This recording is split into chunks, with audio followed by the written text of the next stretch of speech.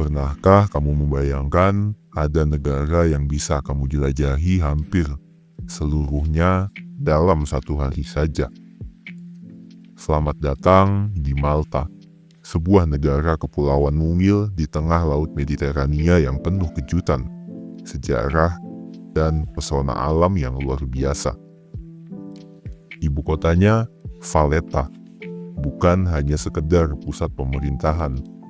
Ia juga menjadi permata sejarah yang hidup, dibangun oleh para kesatria Saint John setelah pertempuran besar melawan Ottoman pada abad ke-16.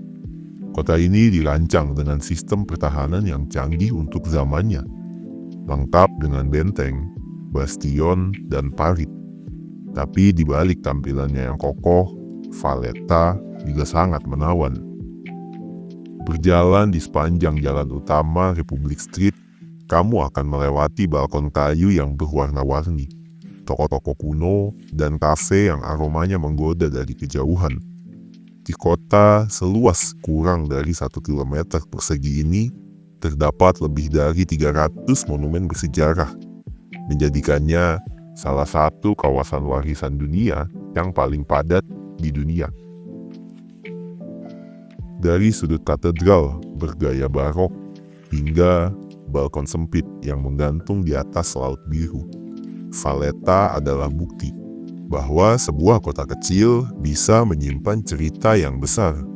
Jadi jangan tertipu dengan ukurannya, karena Malta dan ibu kotanya menyimpan lebih dari sekedar pemandangan. Dan inilah Malta.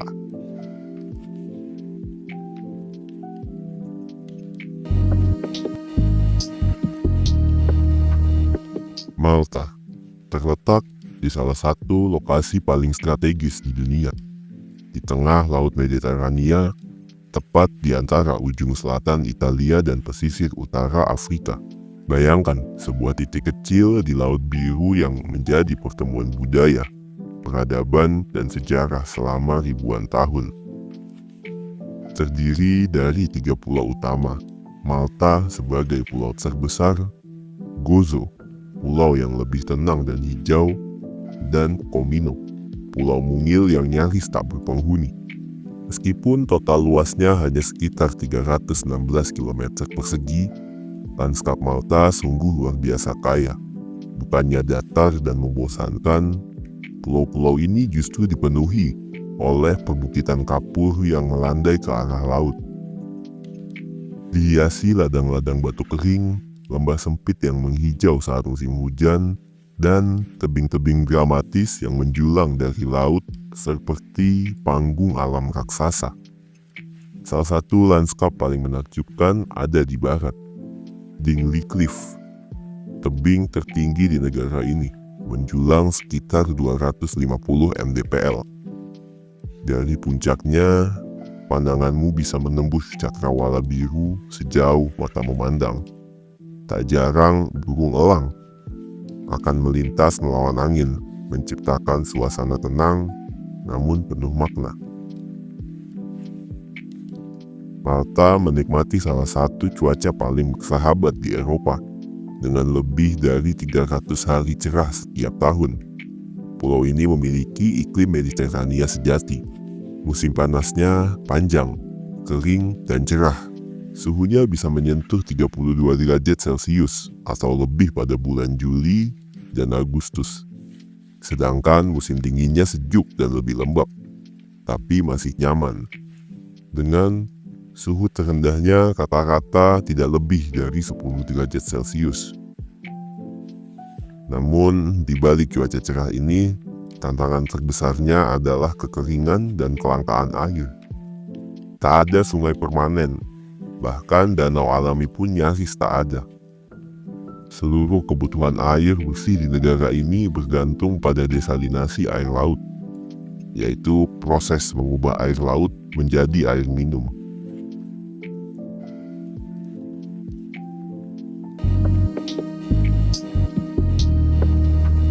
Kalau kita lihat dari kejauhan, Malta mungkin terlihat gersang. Batu kapur, tebing curam, dan ladang terbuka yang menguning di musim panas. Tapi di balik kekeringannya tersembunyi keanekaragaman hayati yang cukup unik dan bahkan langka. Lebih dari 1.200 spesies tumbuhan liar hidup di negara ini, termasuk tumbuhan endemik yang hanya bisa ditemukan di sini dan tak ada di belahan dunia manapun. Salah satunya yang paling terkenal adalah bunga ungu Witnett ilbahar, atau dikenal sebagai Caerulopus gracifolius, bunga nasional Malta. Ia tumbuh di tebing kapur terjal yang menantang, seolah menandakan bahwa keindahan sejati memang sering ditemukan di tempat yang paling sulit dijangkau. Flora khas lainnya termasuk semak belukar yang tahan panas, seperti rosemary liar, thyme mediterranea, serta pohon zaitun yang berakar selama berabad-abad. Dan ketika musim semi tiba, ladang-ladang Malta berubah menjadi permadani alami. Di sisi fauna, meski tidak memiliki satwa besar, Malta memainkan peran penting dalam jalur migrasi burung internasional. Ribuan burung mulai dari elang, camar, hingga burung-burung kecil beristirahat di Malta saat bermigrasi antara Afrika dan Eropa. Bahkan saat pagi hari di musim gugur, langit Gozo sering dipenuhi siluet burung dalam formasi yang indah. Sebuah pertunjukan alam yang tidak pernah sama setiap harinya. Namun di beberapa daerah masih ada tradisi berburu burung. Upaya konservasi terus berkembang dan semakin banyak masyarakat Malta yang terlibat dalam melindungi habitat, serta mendorong kegiatan wisata ramah lingkungan. Dan disinilah ekowisata memainkan peran. Malta telah bertransformasi menjadi surga bagi para wisatawan dengan jiwa petualang dan pecinta alam, tanpa harus mengorbankan keaslian lingkungan.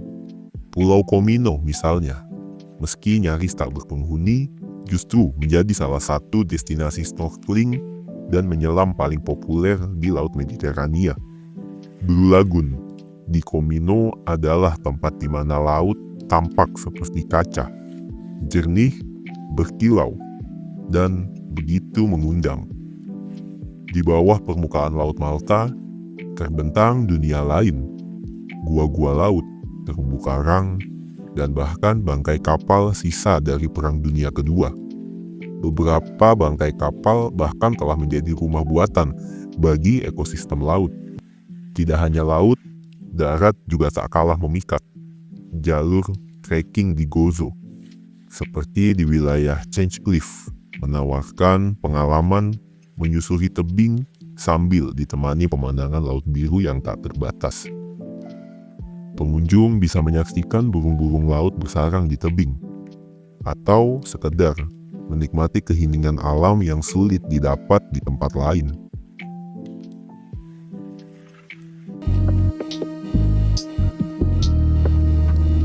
Kalau dinding bisa bicara, maka Malta adalah salah satu tempat yang paling ramai berbicara di dunia. Bayangkan, pulau ini telah dihuni manusia lebih dari 7.000 tahun yang lalu, menjadikannya salah satu peradaban tertua di Eropa. Dan jejak-jejak itu masih berdiri tegak hingga sekarang. Tertanam dalam setiap sudut batu dan lorong-lorong sempit yang ada di seluruh penjuru pulau. Sejarah Malta dimulai dari zaman prasejarah, dilanjutkan oleh bangsa Fenisia, Kartago, Romawi, Bizantium, Arab, hingga akhirnya para ksatria Saint John datang membentuk karakter Malta yang kita kenal sekarang. Salah satu bukti yang paling mengejutkan dari masa lampau adalah keberadaan kuil-kuil megalitik, monumen batu besar yang bahkan lebih tua dari Stonehenge. Situs seperti Hagar Tim dan Menajdra di pulau utama Malta adalah kuil yang dibangun sekitar 3.600 sebelum Masehi. Hebatnya, semua ini dibangun oleh masyarakat yang belum mengenal roda. Menuju abad pertengahan, Malta menjadi tempat persinggahan penting di rute dagang dan militer.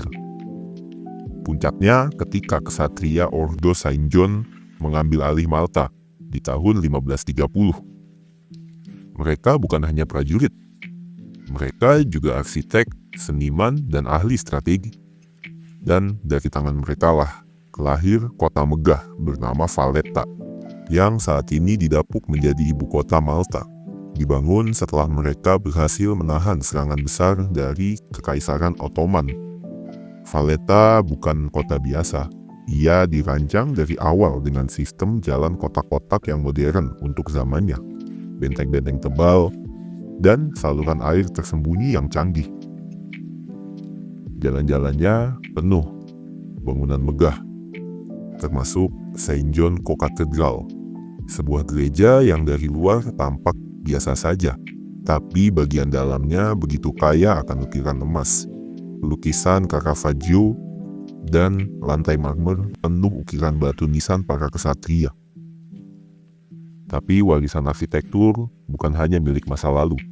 Pengaruh dari beberapa tetangganya seperti Arab, Italia, dan Inggris telah menyatu dalam cara membangun rumah, menyusun kota, hingga memilih material. Rumah-rumah tradisional Malta dibangun dari batu-batu kapur berwarna madu, dengan balkon kayu tertutup yang disebut galerija. Ini bukan hanya estetika, tapi juga strategi menghadapi panas dan angin laut Mediterania. Bahkan desa-desa kecil seperti Medina, yang dikenal sebagai Silent City, masih menyimpan keheningan abad pertengahan dalam dinding-dinding bentengnya. Warisan mereka juga tidak hanya dibekukan dalam museum. Ia hidup, berdetak di setiap belokan jalan Valletta. Di Malta, masa lalu dan masa kini saling berdampingan. Itulah yang membuatnya berbeda dari tempat lain. Jadi siapa bilang ukuran menentukan segalanya? Malta mungkin kecil, tapi ia adalah potongan dunia yang menawarkan perpaduan sempurna antara alam, sejarah, dan budaya. Dari tebing-tebing yang menghadap ke laut hingga gang-gang sempit kota tua. Dari langit yang dipenuhi burung yang bermigrasi hingga kedalaman laut yang menyimpan sejarah. Malta adalah negeri yang mengajarkan kita bahwa keindahan bisa hadir dalam bentuk yang paling sederhana.